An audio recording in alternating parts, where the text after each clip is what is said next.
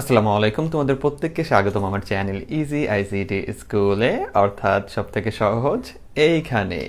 আমি আছি তোমাদের সাথে মোহাম্মদ বাইজিদ, এবং আজকে আমরা আমাদের HTML এর অধ্যায়ের প্রায় শেষের দিকের যে ক্লাসটা আছে সেটা করব। তো আজকের ক্লাসে আমরা কি শিখতেছি? আজকের ক্লাসে আমরা শিখবো হলো ওয়েব পাবলিশিং। এই যে এতদিন ধরে তোমরা কোডিং করলা, যত কিছু আছে HTML এর সব কিছু যে জানলা, এখন তুমি ধরো মোটামুটি একটা ওয়েবসাইট তুমি তৈরি করতে পারবা, ছোটোখাটো এরকম ধরনের এই যে একটা উদাহরণ দিয়ে দিছি, ঠিক আছে? তো এরকম একটা ওয়েবসাইট মনে করো তুমি তৈরি করে ফেললা, বা ভবিষ্যতে ইনশাল্লাহ তুমি ভালো একটা ওয়েবসাইট তৈরি করবা আরও কিছু জেনে। তো এই যে তুমি যে ওয়েবসাইটটা তৈরি করলা, এখন ওইটাকে কি করতে হবে? ওইটাকে বিশ্বের সকল মানুষ যাতে দেখতে পায় ওইটার ব্যবস্থা করে দিতে হবে না? তাহলে ওই জিনিসটা আমরা এখানে পড়বো হলো ওয়েবসাইট পাবলিশিং। এরপরে আমরা কিছু এক্সট্রা নিয়ম পড়বো, যে জিনিসগুলো আমাদের আসার সম্ভাবনা থাকে প্রায় সময়। তার ভিতরে ডক টাইপ সম্পর্কে আমরা একটু আলোচনা করব, সেল স্পেসিং আছে, সেল প্যাডিং পড়বো, তারপরে মেইল সংযুক্ত করে কিভাবে, এটা একটু অন্যরকম নিয়ম।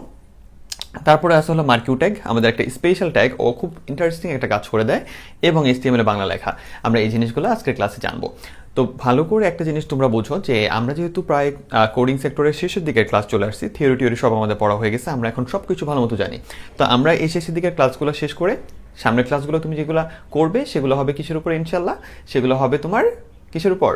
বোর্ড সলভ এবং বোর্ডের জটিল কোশ্চেনগুলো নিয়ে আলোচনা, এবং তার সাথে হলো MCQ এবং MCQ জটিল কোশ্চেনগুলো নিয়ে আলোচনা, ঠিক আছে? তো এখন চলো আমরা আমাদের পড়াটা শুরু করি। তো আজকে আমরা ওয়েবসাইট পাবলিশিং যেটা পড়বো, ভালো করে বুঝো।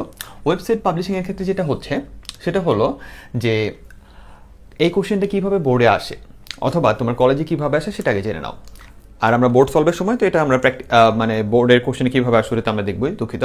তো এই কোশ্চেনটা আসে এইভাবে, যে মনে করো এক্স নামের একজন ওয়েব ডেভেলপার বা একটা স্টুডেন্ট, সে কী করলো, সে কিছু বিশেষ কোডের মাধ্যমে একটা ওয়েবসাইট তৈরি করলো। সহজ কথা, ওয়েবসাইট তৈরি করে ফেলছে। এখন তোমাকে নিচে, অর্থাৎ উদ্দীপকের নিচে বলা আছে যে এই ওয়েবসাইটটা সার্বজনীন দৃশ্যমান করার জন্য সে বিশেষ কিছু পদক্ষেপ নিল। ভালো করে বুঝো, তোমার উদ্দীপকে কিন্তু আহামরি কিছু বলে নাই। উদ্দীপকে এরকমও বলা থাকতে পারে, যে আমরা যে থিওরি টপিকে পড়ছি, যে জনাব এক্স নামের একজন আইসিটির টিচার, যে একটা তার স্কুলের জন্য বা কলেজের জন্য একটা ওয়েবসাইট তৈরি করলো। ওয়েবসাইটটা একটা নির্দিষ্ট ধারায় পর্যায়ক্রমে চলাফেরা করে, ঠিক আছে? পর্যায়ক্রমে পেজগুলো যাওয়া আসা করে, এবং সে ওয়েবসাইটটা সার্বজনীন দৃশ্যমান করার জন্য বিশেষ কিছু পদক্ষেপ গ্রহণ করলো। এবার গরুর ঘ নম্বরে তোমাকে আস্ক করলো কি, যে ওটা কোন ধরনের ওয়েবসাইট? তুমি এখন জানো, যেহেতু থিওরি পড়ছো, তুমি এটা বলে দিবা লিনিয়ার, কারণ পর্যায়ক্রমে ওয়ার্ড আছে। দেন ওটা আলোচনা করবা, কি আলোচনা ওটা তুমি জানো, সব আলোচনা করা হয়েছে। তো এবার ঘ নম্বরে কি বললো তোমাকে? ঘ নম্বরে বললো যে ওই যে সার্বজনীন দৃশ্যমান করার জন্য যে কাজ, ওইটা তুমি ব্যবস্থা করো। তাহলে এবার ঘ নাম্বার তোমার কোশ্চেনটা হলো কি? ঘ নাম্বার হলো ওয়েবসাইট পাবলিশিং, অর্থাৎ তুমি ওয়েবসাইট বানায় ফেলতে পারছো বিশেষ ডিজাইনের উপরে বা বিশেষ কাঠামোর উপর নির্ভর করে। এইবার তোমার কাজটা কি? ওকে, তাহলে এইটা হলো তোমার কোশ্চেন টাইপ। আরও অনেকগুলো টাইপ আছে যেগুলো আমরা জানবো ইন ফিউচারে। এখন কথা হলো যে আমাদের এই ওয়েবসাইট পাবলিশিংয়ের জন্য আমাদের 4টা স্টেপ আছে, ওকে, ধাপসমূহ। সাইট ডিজাইন এবং ডেভেলপমেন্ট, তারপর আছে ডোমেইন নেম নিবন্ধন করা, ওয়েব হোস্টিং, আর ওয়েবসাইটকে আপনার বা তোমার কি করতে হবে? সার্চ ইঞ্জিনের সাথে তালিকাভুক্ত করতে হবে, ঠিক আছে? তাহলে এইবার প্রত্যেকটা জিনিস সম্পর্কে আমি আলোচনা করে দিই সুন্দর করে, যাতে তুমি ভালো মতো লিখতে পারো। সকল কিছু তোমাকে শেখানো হবে, বোর্ড কোশ্চেন আলোচনা করে দেওয়া হবে, MCQ করে দেওয়া, মানে জটিল যা আছে বাসায় কিন্তু MCQ বোর্ড কোশ্চেন সব করে দেওয়া হচ্ছে। এরপরে তোমাকে বাসায় ছোট্ট কিছু কাজ করতে হবে। সেটা হলো কি? ছোট্ট কাজটা কি? সেটা হলো কোনো একটা গাইড অথবা টেস্ট পেপারে একটু হেল্প নেবা, আর কোনো একটা রাইটারের বইয়ের, শেষ, তুমি বস হয়ে গেছো, ঠিক আছে? তাহলে কাজটা কি? কাজটা হলো যে আমাদের ওয়েবসাইট ডিজাইন এবং ডেভেলপমেন্ট। তাহলে ওয়েবসাইট পাবলিশিংয়ের যে 4টা ধাপ আছে, ফার্স্ট ধাপটা হলো ওয়েবসাইট ডিজাইন করা এবং ডেভেলপমেন্ট করা। তো তোমাকে এখন বুঝতে হবে যে ডিজাইন আর ডেভেলপমেন্টটা কি। এই দুইটা হলো আমাদের ওই সেক্টরটা যেখানে আমরা কি করি, আমাদের ওয়েবসাইটটাকে আগে তোমার ডিজাইন করে নাও। এখন ডিজাইন কি সরাসরি তুমি করতে পারবা? ধরো একটা ওয়েবসাইটের কথা তোমাকে বললো, তুমি একটা ওয়েব ডেভেলপার হয়ে গেছো মনে করো। এখন আমার মতো একটা ক্লায়েন্ট তোমাকে যা বললো যে স্যার আমাকে একটা এরকম ওয়েবসাইট বানায় দেন, তখন আপনি যে কাজটা করবেন বা তুমি যে কাজটা করবা সেটা হলো সবার আগে তাকে তুমি একটা খাতায় একটু এঁকে দেখাবা, যে ফার্স্টে তোমার আপনার কি এরকম থাকবে, তারপরে কি এরকম চান। কাস্টমারের সাথে তোমার কি করতে হবে? একটা কমিউনিকেশনের মাধ্যমে তাকেও বুঝাইতে হবে যে হ্যাঁ আপনি যেটা চান আমি এটা বুঝতে পারছি। এটা যদি আরও ভালোভাবে বা সুন্দরভাবে তুমি কাস্টমারের সাথে হ্যান্ডেল করতে চাও, তাহলে কি করতে পারো? তুমি গ্রাফিক্সের কাজ যদি পারো তাহলে গ্রাফিক্সের মাধ্যমে তুমি কম্পিউটারে একটা ডেমো, এই যে যেরকম ওয়েবসাইট হবে এরকম, এটা তুমি গ্রাফিক্সের মাধ্যমে ছবি আকারে তুমি তার সামনে একটা ডিজাইন বানায় দিলা, ঠিক আছে?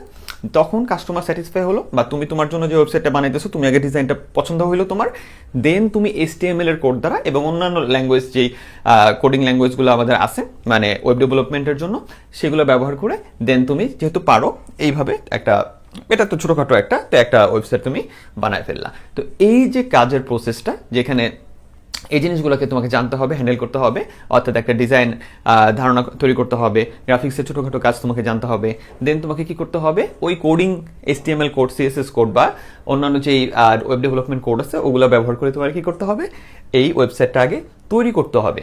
কোডিং করে ওয়েবসাইট তৈরি করা পর্যন্ত কাজটা হলো আমার কাজটা হলো সাইট ডিজাইনিং এবং ডেভেলপমেন্ট কমপ্লিট হইল। ওকে, এরপরে কাজ কি? এরপরে কাজ হলো ডোমেইন নেম নিবন্ধন করা, ঠিক আছে? ডোমেইন নেম, তাহলে মনে করো তুমি এরকম একটা ওয়েবসাইট তৈরি করছো, যেটা তোমরা এতদিন যে ক্লাস করছো আমি আলহামদুলিল্লাহ বলতে পারি যে তোমরা এইটা তোমার কাছে একবারে ইজি একটা ওয়েবসাইট। এখানে কিন্তু সবই আছে, দেখো ছবি আছে, একটা কভার ছবি আছে, ওয়েলকাম জানাইছো, আরো কিছু লিখতে পারো। দেন কোর্সে তুমি একটা ডিটেল দিছো যে এখানে পেড কোর্স আছে, ফ্রি কোর্স আছে, কোর্সেস, তারপরে এখানে ICT বই একটা ছবি দিলা, HSC ICT এটা বললা, খালি ঘর, এগুলো সব তুমি জানো। দেন তুমি যদি এই কোর্স কিনতে চাই বা ডিটেল জানতে চাই তাহলে ক্লিক মি, এখানে ক্লিক করলে সে আরেকটা পেজে যায় জানতে পারবে। তো এখানে আবার নেস্টেড লিস্ট আছে। তো এইটা করা তোমার কাছে এখন একবারে ইজি একটা ব্যাপার, এটা এমনি তুমি করতে পারবা। তো মনে করো এটা একটা ওয়েবসাইট তুমি বানাইছো, ঠিক আছে? এটার ভিতরে অন্য একটা পেজ আছে। তো এই যে তোমার ওয়েবসাইটটা, এটা তুমি বানাইলে কোন সেক্টরে? ওয়েবসাইট ডিজাইন এবং ডেভেলপমেন্ট সেক্টরে তুমি কোড করে এই জিনিসটা তৈরি করছো। এখন কাজ কি? এখন হলো এই ওয়েবসাইটটা কি তোমার একটা ডাকনাম তোমাকে দিতে হবে, ঠিক আছে? এই ওয়েবসাইটের একটা মানে ডাকনাম না, এই ওয়েবসাইটের একটা রেজিস্ট্রেশন করা নাম দিতে হবে তোমাকে। কেন? যাতে এই ওয়েবসাইটটা পুরো পৃথিবীতে কি হয়, একবারে ইউনিক হয়। চিন্তা করে দেখো, তোমার ওয়েবসাইটের নাম আর আরেকটা ওয়েবসাইটের নাম সেম হলে, আমি যদি সার্চ করি, কোনো গ্রাহক যদি সার্চ করে, সে তোমার ওয়েবসাইট কীভাবে পাবে? তাহলে তোমাকে কি করতে হবে? ইউনিক একটা নেম দিয়ে এইটাকে রেজিস্ট্রেশন করতে হবে কি তোমার সার্ভারে, যাতে এই রেজিস্ট্রেশনটা করার ফলে যেটা হবে যে ওই নামটা তোমার জন্য বরাদ্দ হয়ে যাবে, ঠিক আছে? তাহলে তোমার জন্য যদি ওই নামটা বরাদ্দ হয়ে যায়, ভবিষ্যতে এই নাম দিয়ে যে সার্চ করবে তোমার পেজটা পাওয়ার জন্য আরেকটু ছোট কাজ আছে, এটা জানবো।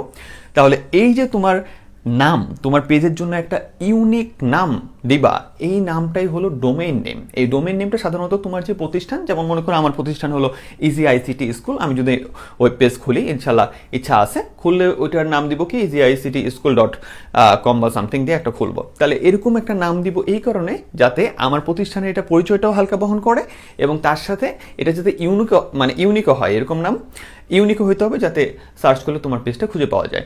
এই জন্য তোমাকে যেটা করতে হবে সেটা হলো কয়েকটা কোম্পানি আছে যারা এই নামগুলো তোমাকে রেজিস্টার করা দিবে, অর্থাৎ তোমার জন্য এই নামটা অনলাইনে বরাদ্দ করে দিবে বা রেজিস্ট্রেশন করে দিবে। এই কোম্পানিগুলোর ভিতরে পরে হলো godaddy.com আছে, name.com আছে, এরকম কিছু ওয়েবসাইট আছে। তাদের কাছে তুমি যদি তোমার ওয়েবসাইটের ব্যাপারে বলো, দেন তোমার কমিউনিকেশন করো, দেন তারা তোমাকে তোমার ওয়েবসাইটের জন্য ইউনিক নামটা তোমার পছন্দ মতো অনুযায়ী ইউনিক একটা নাম তৈরি করে বা রেজিস্ট্রেশন করে তোমাকে দেওয়ার ব্যবস্থা করবে। এবং ওইটাকে আমরা বলি ডোমেইন নেম নিবন্ধন করা। অর্থাৎ তুমি তোমার পেজ তৈরি করে ফেলছো বা ওয়েবসাইট তৈরি করে ফেলছো, এবার তুমি ওটার জন্য একটা ডোমেইন নেমও নিবন্ধন করে ফেলছো যে এই নামে আর কেউ আসবে না, শুধু তোমার পেজটাই থাকবে, ঠিক আছে? এইবার কাজ কি? এখন কি ইউজার ওই নাম দিয়ে সার্চ করলে তোমার পেজ পাবে না, এখনো ছোট্ট একটা কাজ বাকি আছে। সেটা কি? সেটা হলো যে তুমি এই যে ওয়েবসাইটটা তৈরি করছো, এই ওয়েবসাইটটাকে এখন ইন্টারনেটের তোমার কোনো সার্ভার রাখতে হবে, ঠিক আছে? কোনো প্রতিষ্ঠানের আন্ডারে কোনো সার্ভারে তোমার এই পেজটা আপলোড করে রাখতে হবে, ঠিক আছে? সার্ভারে যদি আপলোড করে রাখো তাহলে কি হবে? কারণ ওই ইন্টারনেটে তোমার এই পেজটা আপলোড করে দিলে ইন্টারনেটের সার্ভারে কোন কোম্পানির আন্ডারে, কোন কোম্পানি, এই যে একটু আগে যে কোম্পানিগুলোর কথা বললাম godaddy.com দেন name.com, এই ধরনের কোম্পানিগুলোই তোমাকে এই সুবিধাটাও দিবে। অর্থাৎ কিসের?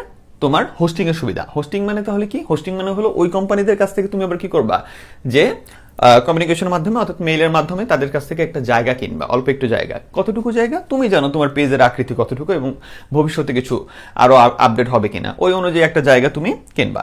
ধরো 100 MB 200 MB বা 1 GB 2 GB তুমি জায়গা কিনলা, কিনে ওই জায়গাটায় মানে একবারে দিয়ে দিবেন, ওটা ভাড়া নিতে হয়, ঠিক আছে? ভাড়া নিয়ে ওই জায়গায় তুমি কি করবা, এই পেজটাকে আপলোড করে দিবা, ঠিক আছে? আপলোড অপশন থাকবে, তাদের ওই ওই তোমাকে যে জায়গাটা দিবে ওইখানে, ওইটা যখন তুমি মেইলের মাধ্যমে পাবা, ওইখানে যা দেখবা তোমার আপলোডের অপশন আছে, তুমি আপলোড করে দিতে পারবা। আপলোড করে দিলে সুবিধা কি, 24 ঘন্টা এই পেজটা যে সার্চ করবে সেই পাবে, কারণ সার্ভারে তো আর ডাউন হচ্ছে না।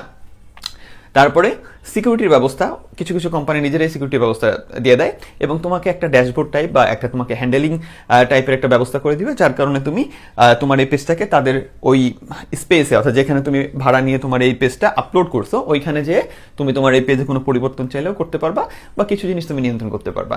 তাহলে এই যে 3টা কমপ্লিট করে ফেললে না, তাহলে এই 3টার মাধ্যমে তোমার এটা কিন্তু সার্ভারে রাখা হয়ে গেছে, ইউনিক নামও আছে। এখন কেউ যদি ওই ইউনিক নামটা দিয়ে বা ডোমেইন নেমটা দিয়ে সার্চ করে, ডোমেইন নেম দিয়ে সার্চ করবে, তাহলে এই যে এই জায়গাটায়, অর্থাৎ হোস্টিং মানে কি, যেখানে আমাদের পেজটা আমরা ভাড়া করে একটা জায়গায় রাখছি, ঠিক আছে, রেখে দাও, এটা হলো হোস্ট করা, ঠিক আছে। তাহলে এই যে আমরা হোস্ট করলাম, এই হোস্টের ভিতরে তাহলে এখন কি হবে, এই তুমি ইউনিক নেম দিয়ে সার্চ করবা, যেটা তোমার পেজের নেম, ঠিক আছে, ওই ডোমেইন নেমটা ইউনিক, বারবার বলে ফেলতেছো ওটার জন্য দুঃখিত, ডোমেইন নেমটা দিয়ে সার্চ করবা তুমি, অথবা পৃথিবীর যে কেউ যদি সার্চ করে তাহলে সে ওই হোস্ট জায়গা থেকে তোমার পেজটা এই যে দেখতে পারবে, সামনে সুন্দর করে তোমার পেজটা বা তোমার ওয়েবসাইটটা সামনে তার চলে আসবে, ঠিক আছে। তাহলে ফার্স্টে ডিজাইন করলা, দেন আগে নাম কিনলা, যে নাম দিয়ে তোমার পেজটার পরিচয় বহন এবং সার্চ করা হবে ইন ফিউচারে, ঠিক আছে। এরকম তুমি নামটা কি করলা, রেজিস্ট্রেশন করে নিলা। এরপরে তুমি কি করলা, এই নামটাকে, এই নামের যে এই যে পেজটাকে, এই পেজটাকে একটা জায়গায় আপলোড করলা। কারা এগুলো করতেছে, কিছু ওয়েবসাইট আছে, অথবা তোমার কিছু ওয়েবসাইট কোম্পানির কথা আমি বলে দিলাম, ওদের কাছ থেকে তুমি এই কাজগুলো করে নিতে পারবা, ঠিক আছে। এক্ষেত্রে তোমার মাস্টার কার্ড বা কিছু ডলার টাইপের মানে কারেন্সি থাকলে ভালো, কারণ ওদের কাছ থেকে ভালো কাজটা করাই নেওয়া যায়। না পারলে কোনো সমস্যা নেই, আমাদের বাংলাদেশে অনেক আইটি ফার্ম আছে ছোটো ছোটো, যারা এই কাজগুলো করে দেয়, মানে ছোটো ছোটো software firm, web development farm আছে, ওদের কাছ থেকে তুমি এই কাজগুলো করে নিতে পারবা, ওকে। এরপরে যেটা আছে সেটা হলো, এই 3টা কাজের পরে তোমার পেজটা কিন্তু কি হয়ে গেল, অনলাইনে দৃশ্যমান হয়ে গেছে, অর্থাৎ যেই সার্চ করবে সেই কিন্তু এখন এটা পাবে। কিন্তু একটা প্রবলেম খেয়াল করে দেখো তো, সেটা হলো কি, সেটা হলো তুমি যখন ইন্টারনেটে কোনো কিছু সার্চ করো, একবারে অ্যাকুরেট যে এটা দিয়ে সার্চ করো তা কিন্তু না। তুমি মনে করো আমার এই ইজি আইসিটি স্কুল সম্পর্কে জানো না, তুমি তাহলে ইন্টারনেটে গুগলে যেয়ে কি সার্চ করতে পারো, সেটা হলো ধরো এরকম সার্চ করতে পারো যে এইচএসসি আইসিটি ফ্রি কোর্স বা এইচএসসি আইসিটি পেইড কোর্স, এটা লিখে সার্চ করবা, দেখবা কতগুলো অনেক অমুক স্কুল তমুক স্কুল, এই স্কুল সেই স্কুল, এই কোর্স সব সিরিয়ালে চলে আসছে। কিন্তু আমার মনে করো এই ইজি আইসিটি স্কুল বেচারা সিরিয়ালে আসে নাই বা অনেক নিচের দিকে আসছে। এখন তুমি কি করো, উপর দিকে যারা আছে ওই লিঙ্কগুলো ক্লিক করে দেখো ওদেরটাই। তাহলে এরকম যদি হয়, সব গ্রাহক তো আর তোমার একবার অ্যাকুরেট লিঙ্ক দিয়ে খুঁজবে না। তাহলে কিছু গ্রাহকের বেলা কি হচ্ছে, কিছু গ্রাহক যে কোনো জিনিস দিয়ে অন্য কোনো ইনফরমেশন দিয়ে সার্চ করতেছে, ওইখানে তোমার পেজটা যদি উপরের দিকে থাকতো বা মোটামুটি তোমার পেজটা যদি একটু কি বলে মানে গ্রাহকদের কাছে বেশি প্রচার হইতো, তাহলে তোমার কিন্তু এই ওয়েবসাইটের বিস্তারটা বা তোমার যে অ্যাডভার্টাইজমেন্টটা বা পাবলিকেশনটা বা তোমার পাবলিসিটিটা আর অনেক বেড়ে যেত। তাহলে এইটা করার জন্য কি করতে হবে, তাহলে 3টা কাজ আমরা করার মাধ্যমে ইন্টারনেটে আমাদের পেজটা শো হয়ে গেছে। কিন্তু এখন আমাদের কি দরকার, পাবলিসিটি দরকার, ব্যাপ্তি দরকার, যে মানুষ যাতে যে কোনোভাবে সার্চ করলে, মানে আমাদের টপিকের পেজগুলো বা এই টাইপের জিনিসগুলো সার্চ করলে আমার পেজটা যাতে একটু মোটামুটি ভালো পজিশনে থাকে, যাতে মানুষ আমার পেজটা ভিউ করে এবং ভিউ করলে ওইখান থেকে আমার একটা ফায়দা হবে। তাহলে এই কাজটা করার জন্য আমাদের চতুর্থ স্টেপটা কাজ করে, এটাকে বলা হয় ওয়েবসাইটকে সার্চ ইঞ্জিনের সাথে তালিকাভুক্তকরণ। অর্থাৎ সার্চ ইঞ্জিনের সাথে তোমার ওয়েবসাইটটাকে তুমি আরেকটু ভালোভাবে অ্যাডজাস্ট করে দিবে, ঠিক আছে। এটা তুমি যদি, এটা সাধারণত যে ওয়েবসাইট ডেভেলপ করে সে পারে, আবার কেউ কেউ পারে না, এটা নিয়ে সমস্যা নেই, অনেক প্রতিষ্ঠান আছে যেগুলো যারা এটা করে দেয়। তো এই কাজটার মূল থিমটাকে বলা হয় SEO, SEO, search engine optimisation, ঠিক আছে। তো এই কাজটার মূল যে থিমটা, এটার নাম হলো এসইও, সার্চ ইঞ্জিন অপটিমাইজেশন। এই এসইও বিশেষ কিছু কোড এবং কাজ, এই কাজটা যদি তোমার এই ওয়েবসাইটের ভিতরে করা হয়, তাহলে যেটা হবে যে গুগল বলো, ইয়াহু বলো, বিং বলো, সাধারণত যে সার্চ ইঞ্জিনগুলো পৃথিবীর মানুষরা চালায়, এগুলোর সাথে তোমার এই ওয়েবসাইটটাকে আরেকটু ভালোভাবে অ্যাডজাস্ট করে দিবে। অর্থাৎ তোমার এই যে তোমার ওয়েবসাইটটা আছে তার সাথে তোমার এদের আন্ডারস্ট্যান্ডিংটা, ওই যে গুগল, ইয়াহু, বিং এই টাইপের সার্চ ইঞ্জিনগুলোর আন্ডারস্ট্যান্ডিংটা আরেকটু বেটার করে দিবে। কোনো কোম্পানিকে দিয়ে তুমি এটা করে নিতে পারবা। এসইওটা, সার্চ ইঞ্জিন অপটিমাইজেশনটা, এটা যদি করায় নাও, তখন দেখা যাবে যে তোমার পেজটা ওই যে সার্চটা মানে সার্চ করলে দেখা যাবে তুমি চাইলে সব মানে যত রকমের ইয়ে আছে কি বলে সার্চ ইঞ্জিন আছে সবার সাথে তুমি এই এসইও করায় নিতে পারো। যদি সবার সাথে এসইও করানো বেটার, আর ম্যাক্সিমাম তো গুগলে চালায়, তো গুগলের সাথে ভালোভাবে এসইওটা করায় নিলে যেটা হবে সেটা হলো কেউ তোমার এই টাইপের যে ফ্রি কোর্স অনলাইনে গুগলে যে লিখে দিলে ফ্রি কোর্স, দেন তোমার পেজটা যদি উপরের দিকে আসে বা র্যাঙ্কিংয়ের দিকে একটু হাই থাকে, অথবা যদি কেউ আইসিটি ফ্রি কোর্স লিখলো একটু হাই র্যাঙ্কিংয়ের দিক থেকে যদি একটু হাই থাকে, তাহলে তোমার পেজে তোমার কি বলে দর্শকের উপস্থিতি বাড়বে বেশি এবং তোমার জন্য এটা ফায়দামান হবে, অর্থাৎ তোমার পেজের পাবলিসিটি ভালো হবে। তো এটা শুধুমাত্র আমি আমার একটা সাইট দিয়ে বা আমার টাইপ দিয়ে আমি তোমাদেরকে পুরোটা বুঝাই দিলাম। যে কোনো ব্যবসা, যে কোনো প্রতিষ্ঠান, যে কোনো কি বলে ওইটাকে ধরো অর্গানাইজেশন, তাদের ওয়েবসাইটটাকে ওইভাবে থিঙ্ক করেই তৈরি করে, ডোমেন নেম কিনে হোস্ট করে দেন এসইও করায়, ঠিক আছে, দেন ওদের এই পাবলিসিটি হয়। তো এই জিনিসটা এত বড় করে তোমাকে সুন্দর করে বোঝায় দেওয়ার কারণটা কি স্যার, যাতে এখান থেকে কয়টা মার্ক আছে এসইও নিয়ে কোশ্চেন আসে 2 মার্কের জন্য ওয়েব হোস্টিং কি এটা ব্যাখ্যা নিয়ে কোশ্চেন আসে, ডোমেন নেম ওইটা তুমি আগে দেখছো, সাইট ডিজাইন আর ডেভেলপমেন্ট এটা নিয়ে তেমন কোশ্চেন আসে না, বাট তাহলে ভাঙা কোশ্চেনও আসে। আর টোটাল কোশ্চেন তো বোর্ডে কতবার আসছে এটা তোমরা টেস্ট পেপার দেখলে বুঝতে পারবা যে এটা কতবার আসছে, এবং আমরা বোর্ড সলভের সময়ও দেখতে পারবো ইনশাল্লাহ। তার মানে টোটালটা তোমাকে বুঝাই দিলাম এই কারণে যাতে তোমার মাথায় কিছু ঢুকে এবং তুমি এবার একটু বই পড়লে অথবা টেস্ট পেপার বা গাইড পড়লে তুমি একটা সলিড আইডিয়া পেয়ে যাও এবং লেখার সময় মন খুলে লিখতে পারো। উল্টাপাল্টা কিছু লিখবা না, যা শিখছো তাই লিখবা। তো এই ছিল আমাদের প্রসেস, যার মাধ্যমে আমরা একবারে ওয়েবসাইট তৈরি করা থেকে শুরু করে ইন্টারনেটে ওয়েবসাইটটা পাবলিশ করা পর্যন্ত কাজ করে থাকি। এবার চলো আমরা বাকি টপিকগুলো শিখে ফেলি। আর আজকে টেবিলটা একটু দেখো, যে টেবিলটা দেখে মনে হচ্ছে যে এখানে দুইটা করে দাগ আছে, এটা নিয়ে তোমার কোনো প্যারা নিতে হবে না।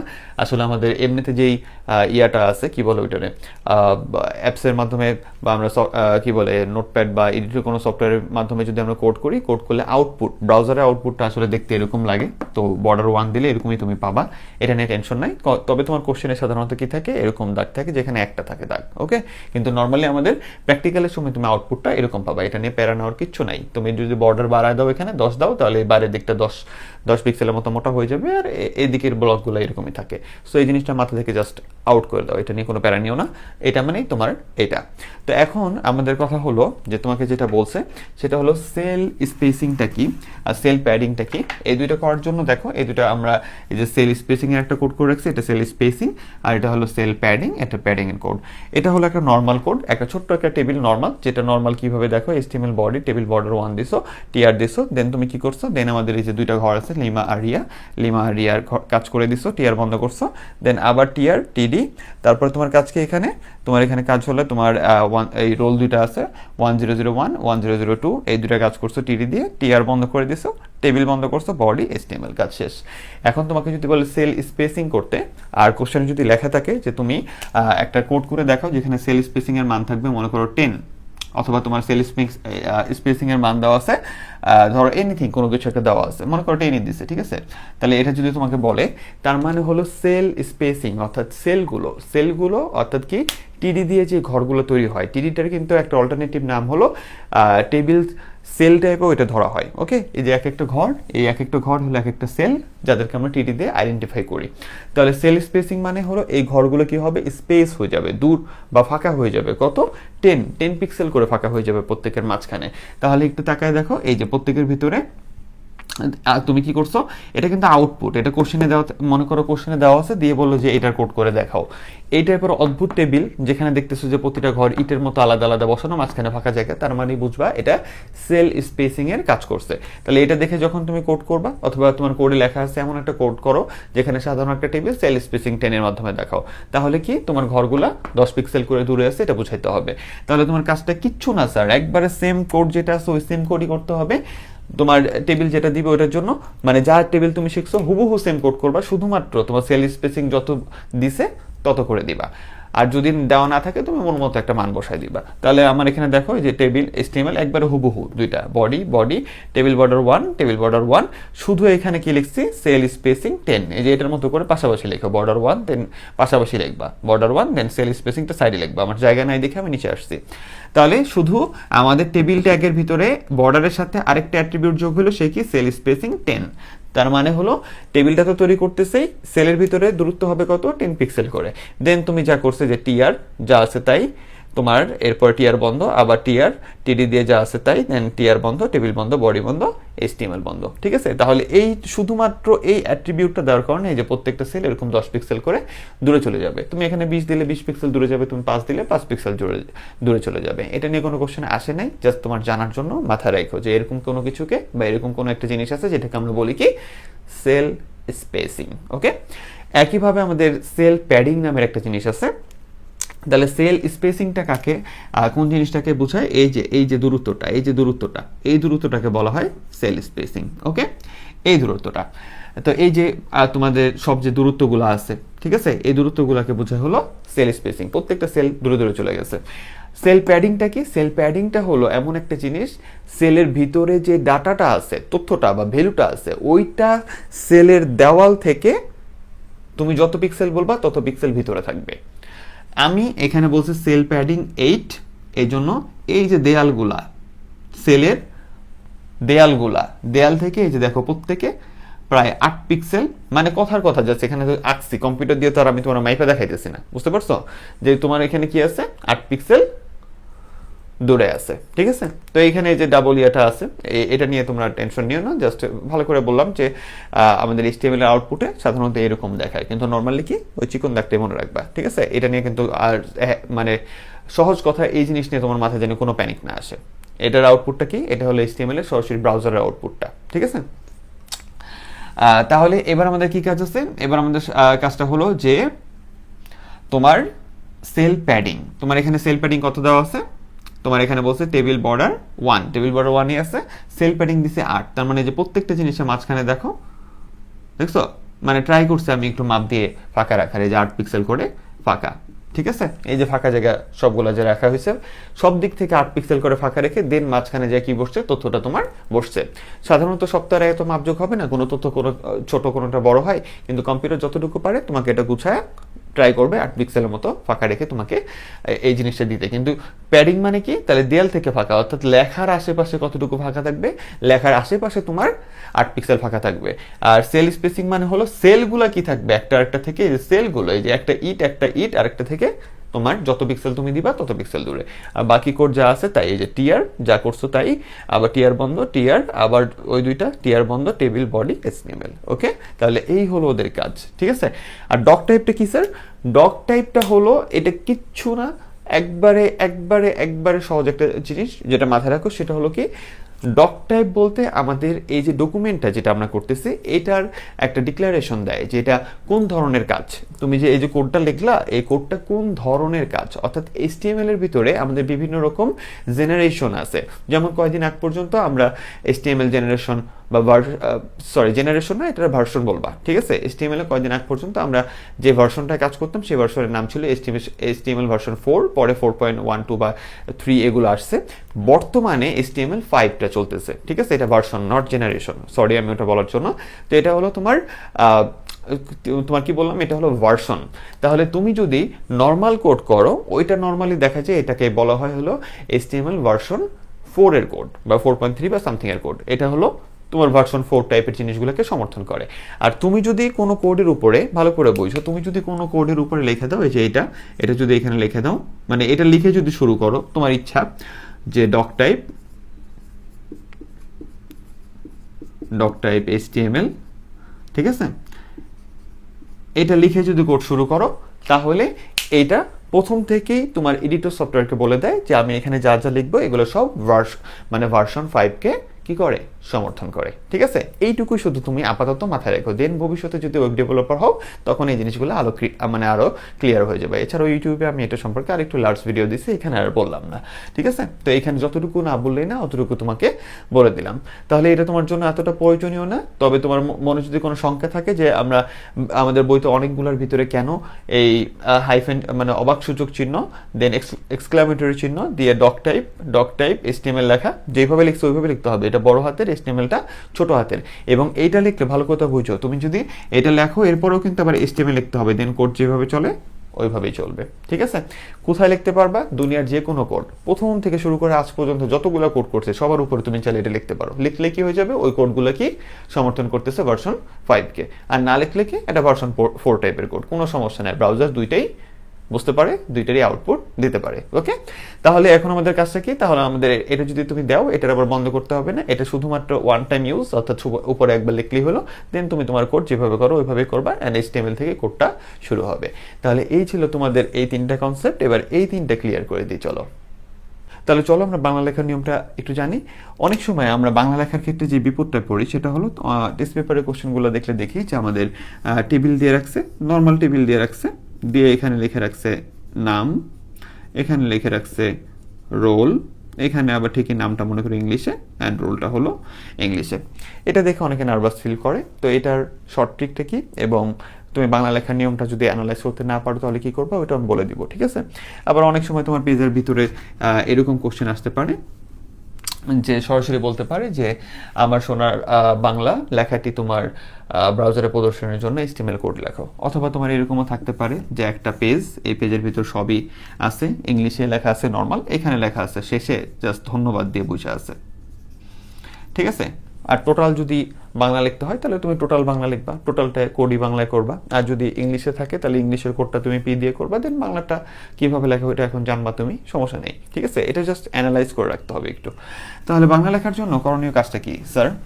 বাংলা লেখার জন্য করণীয় কাজটা হলো, আগে 2018 সাল পর্যন্ত তোমাদের বলতো যে বাংলা লেখার জন্য করণীয় কাজ হলো যে ফন্ট ফেস নামের একটা, তুমি প্রথম দিকের ক্লাস যেমন 3 বা 4 নাম্বার ক্লাসে তুমি শিখছো কোড ক্লাসে, ফন্ট ফেস নামের একজন ছিল, ওইখানে ওই ফন্টের ফেস অ্যাট্রিবিউটকে সুটুনি এমজে নামের একটা ভ্যালু দেওয়া হইতো, সু টো নি এন ওয়াই, ঠিক আছে, এমজে।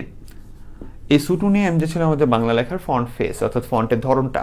এটা লিখে দেন ভিতরে বাংলা লেখার নিয়মকানুন ছিল আগে, এবং লেখার জন্য মাইক্রোসফট অফিস ওয়ার্ডটাই আগে লিখতো, কারণ সরাসরি এডিটর সফটওয়্যারে বাংলা লেখা একটু প্রবলেম হইতো, তাই মাইক্রোসফট অফিস ওয়ার্ড আগে লিখতো, দেন ওই ফন্ট আর ফন্ট ট্যাগের মাঝখানে বসাই দিত। তো এটা আগের কথা, জাস্ট তোমার বললাম। নৈবিত্তিকের জন্য মনে রেখো যে বাংলা লেখার ফন্ট ফেস কি, বাংলা লেখার ফন্ট ফেস হলো সুটুনি এমজে, ঠিক আছে? তো এখন যেটা বলি, এটা এখনকার নিয়ম, সেটা ভালো করে একটু মাথায় রেখো। এখনকার নিয়মটা একবারে সরাসরি তোমার বলি, বাংলা লেখার জন্য স্পেশাল কোনো নিয়ম নাই, কারণ কম্পিউটার সরাসরি বাংলা লেখা এখন বুঝতে পারে, কারণ সকল কম্পিউটারই বর্তমানে এবং প্রায় সকল ব্রাউজারই ইউনিকোড ডিপেন্ডেন্ট হয়ে গেছে, ঠিক আছে? তাহলে ইউনিকোড ডিপেন্ডেন্ট, ইউনিকোড আবার কি এটা তুমি জানো, 3.1 ক্লাস করলে তুমি এখানে শেষের দিকে জানতে পারবা। তো ইউনিকোড ডিপেন্ডেন্ট হয়ে যাওয়ার কারণে সবাই যেহেতু বাংলা লেখা সাপোর্ট করে, তাহলে এটার আলাদা কোনো নিয়ম নাই। তারপরেও যদি কোনো ব্রাউজার যদি প্রবলেম ফেস করে বাংলা সাপোর্ট করতে, তাহলে আমরা স্পেশাল ছোট্ট দুটো কাজ করে এই মানে প্রবলেমটাকে সলভ করে দিই। সেটা কি? সেটা হলো আমরা এখানে ডক টাইপ দিয়ে আমি লেখা শুরু করছি, ডক টাইপ HTML দিয়ে, যদি এটা তুমি চাও দিতে পারো, না চাইলে না, ওইটার আলোচনা করে দিছি। তো এখন মনে করো যে কোডটা তুমি শুরু করলা HTML, তারপরে বাংলার জন্য আমরা ল্যাঙ্গুয়েজ সমান BN বাংলা বলে দিতে পারি এখানে, ঠিক আছে? এটা একটা রাস্তা। দুইটা রাস্তায় আমরা এখানে ইউজ করব, কারণ দুইটা ইউজ করে ভালো। এরপর আমরা হেড দিলাম, দেন টাইটেলের ভিতরে আমরা বললাম বাংলা পেজ, মানে এই পেজটার হেডিংটা থাকবে হলো বাংলা পেজ, এই যে আমাদের ল্যাপটপের পেজের, ঠিক আছে? এই যে পেজের ভিতরে প্র্যাকটিক্যাল ক্লাসে তোমরা আরও দেখবা এগুলা। তো এইখানে মনে করো যে দেওয়া আছে, এই যে কি থাকবে, যেহেতু তুমি হেডের ভিতরে টাইটেলে বাংলা পেজ লিখছো, তাহলে এখানে এই যে বাংলা পেজ থাকবে, ঠিক আছে? দেন এই যে বডির ভিতরে যা লেখা থাকবে ওইটা এই যে বডির পরের অংশ। তাহলে এই যে মেটার ভিতরে কি দিছে, মেটা একটা সিঙ্গেল ট্যাগ, ভালো করে মাথায় রেখো, মেটা হলো একটা সিঙ্গেল ট্যাগ। তো এটা হলো তোমার মতো সিঙ্গেল। তো মেটা ট্যাগের ভিতরে যেই জিনিসটা হয়, এখানে আমরা বলে দিছি ক্যারেক্টার সেট UFT 8, বুঝতে পারছো? এটা বলে দেওয়ার কারণটা কি? এইটা বলে দেওয়ার কারণটা হলো যেভাবে আছে হুবহু ওইভাবেই লিখবা, যেভাবে আছে একবারে হুবহু, ঠিক আছে? ক্যারেক্টার সেট UFT 8, ঠিক আছে? এখানে যে দাগটা দিই সেটাও দিবা। তো এটা দেওয়ার কারণটা কি? এটা দেওয়ার কারণটা হলো যে এটা দিয়ে বোঝায় যে তুমি একটু পরে যে লেখা লিখবা ওইখানে এমন লেখাও আছে যেটা হলো ইউনিকোডের সেটের, অর্থাৎ ইউনিকোড মানে কি, যে কোডটা পুরো পৃথিবীর সকল ভাষাকে সমর্থন করে, ওই কোডের সেটের 8 নাম্বার সেটটার এখানে অক্ষরগুলা বা ভাষাটা আছে। এই জিনিসটা কোথায় বলে দিতে হবে স্যার? এই জিনিসটা আমার হেড আর হেডের মাঝখানে বলে দিতে হবে। এই জন্য আমি এখানে টাইটেলটাও লিখে দিচ্ছি, এক্সট্রা করে লেখা ভালো, টাইটেল সব করে লেখা ভালো, না দিলে কোনো সমস্যা নাই যদি কোশ্চেনে না থাকে। তাহলে এই জন্য আমরা টাইটেলটা দিলাম, দেন আমরা মেটার কাজটা করে দিলাম। মেটা নর্মালি যে কাজটা করে এটা একটু মাথায় রাখো, প্র্যাকটিক্যালি কখনো যদি আস্ক করে যে মেটার কাজ কি, অনেক হাই লেভেলের কোশ্চেন এটা আস্ক করে, ওইখানে তুমি বলবা যে আইডেন্টিফায়ার বা ওই ছোটোখাটো SEO টাইপের ওয়ার্ডগুলো ধারণ করে, জাস্ট কাইন্ড অফ তোমাকে যা সান্ত্বনা পুরস্কার দিলাম, এটার অনেক বড় লেকচার আছে। তাহলে মেয়েটার ভিতরে তুমি বলে দিলা যে এটা ক্যারেক্টার সেট, এই জন্য CHAR শর্ট করে লেখা, এবং সেট ওইটার ভিতরে আমরা UFT8 টাইপের কি আছে লেখা আছে এখানে, অর্থাৎ ইউনিকোডের 8 নাম্বার সেটের লেখাগুলো এখানে আছে। দেন বডি দিলাম, দেন পি দিয়ে এই যে আমার সোনার বাংলা পি বন্ধ করে দিলাম, দেন বডি HTML। ঠিক আছে, তাহলে এই যে লেখাটা প্রদর্শন হয়ে গেল। এবার ইংলিশে কিছু থাকলে তুমি এটার উপরে, যদি উপরে বা নিচে ইংলিশে থাকতো, ইংলিশে তুমি তোমার মতো করে কোড লিখতা, বিআর দিয়ে তুমি কি করতা, তোমার মতো যে বিআর দিয়ে নিচের লাইনে যায় যেভাবে কোড করছো যা আছে সব কিছু লিখতা, লিখে এই যে তুমি সরাসরি বাংলা লিখে বের হয়ে চলে আসতা। কেন? কারণ এই বাংলা লেখার জন্য যা দরকার তুমি এটা করে দিছো এই যে এইখানে, আর করে দিছো কোথায়, এই যে এই লাইনটায়। বুঝতে পারছো? তাহলে এরপরে যে কোডগুলো আছে বডির ভিতরে তুমি যেইভাবে মন চায় করবা, যা যা থাকবে সব লিখে দিবে এবং বাংলা সহ তোমার মতো করে লিখে বের হয়ে চলে আসবা। তবে সহজ কথা হলো, একবারে সহজ কথা, যে বর্তমানে বাংলা লেখার জন্য স্পেশাল কোনো নিয়মের দরকার পড়ে না। তারপরেও ম্যাক্সিমাম বইতে এই নিয়মটা দেওয়া আছে, এই জন্য বললাম। এখন কথা হলো, টেবিলের ভিতর যদি বাংলা থাকে, তুমি যদি নিয়ম ভুলে গেলে তখন তুমি কি করবা? তখন ভাই আমার মতে শর্ট সাজেশন যেটা, যে বোর্ড টোড হইলে সাধারণত স্যাররা এতটা খেয়াল করে না, তুমি নর্মাল কিছু যদি না লেখো, তুমি ওই যে নর্মাল কোড যেটা HTML বডি, দেন ওই পিটি, দেন তোমার টেবিলের কাজ থাকলে নর্মাল লিখবা, যেখানে বাংলা লেখা দরকার, মনে করো থ্যাংক ইউ জায়গায় ধন্যবাদ আছে, তুমি ধন্যবাদ লিখে বেরো চলে আসবা, কিচ্ছু লেখার দরকার নেই, দিয়ে চলে আসবা। ঠিক আছে, বোর্ডে তাও তোমাকে মোটামুটি নিয়ম থাকার জন্য মার্ক দেওয়াটা বোর্ডের নিয়মের ভিতরেই পড়ে।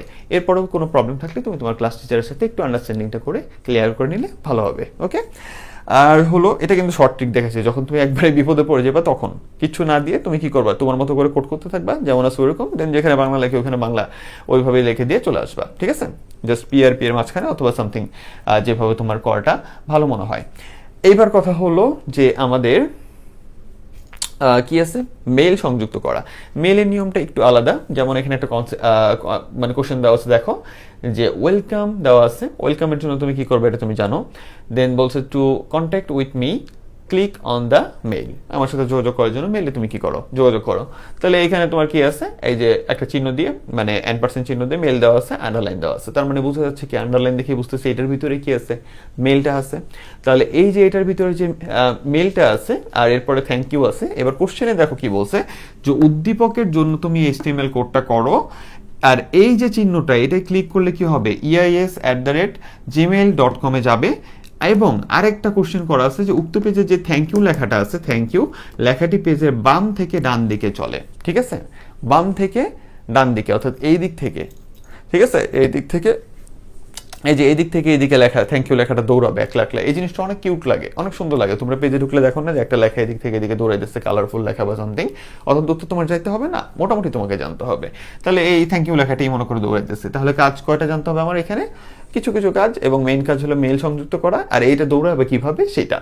তাহলে এটার জন্য কি কাজ দেখো, তোমার এই যে HTML বডির বডি, হেডিং দিয়ে তোমার ওয়েলকাম নিছি এবং আন্ডারলাইন দিয়ে দিছি কারণ আন্ডারলাইন আছে। তারপরে যে to contact with me, break দিয়ে ক্লিক অন দ্য মেইল, আর বিআর, এই যে click on the mail, then BR, এই যে মেইলে আসছি।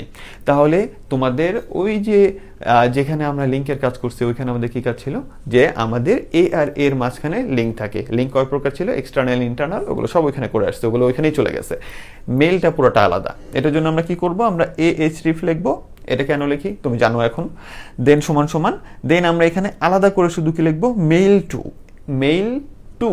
এই জিনিসটাই হলো মেইলের মেইন নিয়ম, মেইল টু, দেন দুইটা ফোটা। তারপরে আমরা লিখবো হলো যে মেইল অ্যাড্রেসটা তোমাকে দেওয়া থাকবে এখানে, কোশ্চেনে যেটা দিবে সেই মেইল অ্যাড্রেসটা এখানে লিখে দিবা। ঠিক আছে, লিখে দেওয়ার পরে এই যে এই এটার ব্র্যাকেটটা এখানে বন্ধ হবে ট্যাগের। তারপরে তুমি কি করবা, এই যে এখানে যেটা দেওয়া আছে, যেটা তুমি আগে শিখছো, আগের লিঙ্কের ক্লাসে শিখছো, এইটা খালি এখানে বসাই দিবা। আন্ডারলাইন হবে না, কারণ লিঙ্কের সময় আন্ডারলাইন দিতে হয় না, এটা অটোমেটিক আন্ডারলাইন পেয়ে যায় এবং অনলাইনে এটা নীল আকারে থাকে। তাহলে এই যে দিলা, দেওয়ার পরে এই যে এটা একটা, আমরা এই যে এটা বন্ধ করে দিলাম। তাহলে এ আর এর মাঝখানে যে আছে ও এক ধরনের লিঙ্ক, এবং এই লিঙ্কটা কিসের, এখানে মেইলের লিঙ্ক দেওয়া হয়েছে, মেইল। ঠিক আছে, তাহলে মেইলের জন্য কি করতে হয়, আলাদা করে শুধু মেইল টু বসাইতে হয়। এরপরে কি আছে স্যার, এরপরে আমাদের আছে হলো তোমার বলছে থ্যাংক ইউ লেখাটা বাম দিক থেকে ডান দিকে দৌড়াবে। এটার জন্য এই যে লেখা যে দৌড়াচ্ছে, লেখা এদিক থেকে এদিকে দৌড়াচ্ছে, লেখা এদিক থেকে এদিকে দৌড়াচ্ছে, পেজে গেলেই তুমি দেখো। এইটার জন্য কাজ করা হলো মার্কিউ ট্যাগ দিয়ে। এটার কাজটা কি, যে মার্কিউ ট্যাগ দিয়ে তুমি থ্যাংক ইউ লিখছো, দেন মার্কিউ ট্যাগ বন্ধ করে দিছো। তাহলে মাঝখানে থ্যাংক ইউ লিখছো, থ্যাংক ইউটা এদিক থেকে এদিকে দৌড়াবে অটোমেটিক। তুমি যদি এখানে তোমার নাম লিখতা, এইখানে এটা এদিক থেকে এদিকে দৌড়াইতো। তুমি যদি এখানে সকিনার নাম লিখতে, সকিনার নাম এখান থেকে এখানে দৌড়াইতো। যা লিখবা তাই পেজের ভিতর দেখবে দৌড়াইতেছে, দেখতে খুব সুন্দর লাগে। তাহলে এই কাজটা করে হলো মার্কিউ ট্যাগ দিয়ে, দেন বডি, দেন HTML বন্ধ, তোমার কোড শেষ। সুন্দর একটা কোড আমরা করে ফেললাম। এইবার কাজটা কি, এইবার কাজটা হলো যে যদি তোমার মার্কিউ ট্যাগের মাধ্যমে তোমার বলতে বলে যে এই দিক থেকে এইদিকে লেখা দৌড়াবে, ঠিক আছে, তাহলে তুমি আবার কি করবা, এই মার্কিউ ট্যাগের ভিতরে, এই মার্কিউয়ের ভিতরে তুমি ডাইরেকশন নামের একটা ইয়া নিয়ে আসতে পারো। একটা সেকেন্ড। তো এটার ভিতর তুমি যেটা করতে পারো সেটা হলো যে যখন তোমাকে রাস্তা বলে দিবে যে উল্টার দিকে দৌড়াবে, মানে এদিক থেকে এদিকে আসবে ভালো লাগতেছে না, এদিক থেকে এদিকে বের হবে। যদি এদিক থেকে এদিকে যাওয়াটা বেমানান, কারণ তুমি দেখো আগে ইউ আসবে, ঠিক আছে, আগে ইউ আসবে, পরে ও আসবে, পরে ওয়াই আসবে, উল্টা। আর এদিক থেকে আসলে থ্যাংক ইউ, টি আসবে, পরে এইচ আসবে, এ আসবে, এন আসবে, এইভাবে বের হইতে হইতে এদিক থেকে আসবে সিরিয়ালে। তাহলে এই লেখাটা যদি এদিক থেকে বের হয় তাহলেই ভালো লাগে। উল্টা না দেই, উল্টা দিলে তোমার কি করতে হইতো, ডাইরেকশন লিখতে হইতো, ঠিক আছে। ডাইরেকশন লেখার পরে তুমি এটার ভিতরে লেফট রাইট যা দিবা ওই হিসাবেই তোমার এখানে দিতে হবে। দেন থ্যাংক ইউ, দেন তোমার মার্কিউ বন্ধ।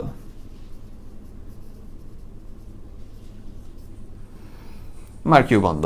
তো ডাইরেকশন দিয়ে তুমি যদি লেফট দিয়ে দাও, ঠিক আছে, লেফট দিয়ে দাও, তাহলে এটা এদিক থেকে বের হয়ে লেফটের দিকে দৌড়ানো শুরু করবে, ঠিক আছে। আর যদি তুমি রাইট দিয়ে দাও, তাহলে আবার এই যে বাম দিক থেকে এসে রাইট দিকে দৌড়ানো শুরু করবে। আর যদি তুমি কিচ্ছু না দাও, যেটা আগে ছিল, এত প্যারা আমরা নিব না, এই যে মার্কিউ, দেন থ্যাংক ইউ, ঠিক আছে।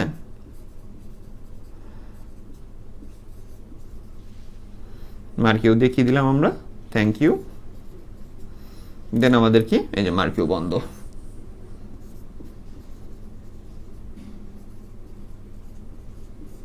এটা যদি দিয়ে দিই তাহলে কি হবে, তাহলে লেখাটা অটোমেটিকই আমাদের এই বাম সাইড থেকে আসে, ডান দিকে দৌড়ানো শুরু করে। তাই এটা নিয়ে এত প্যারানোর দরকার নেই। তাহলে আপাতত ডাইরেকশন দিলে দিতে পারো, না দিলে নাই, সমস্যা নেই। তো এইভাবে তুমি লিখতে পারো, ঠিক আছে। তো এই ছিল আমাদের কোড, তো এই ছিল আমাদের ক্লাস। এরপরে নেক্সট ক্লাসে আবার দেখা হবে ইনশাল্লাহ। তো এটা একটা বিবৃতিমূলক বা ব্যাখ্যামূলক একটা আলোচনা ছিল, কারণ সবকিছুই তোমাকে শেখানো শেষ সব থেকে সহজভাবে। তাহলে ভালো থেকো, সুস্থ থাকো, আল্লাহ হাফেজ, আসসালামু আলাইকুম।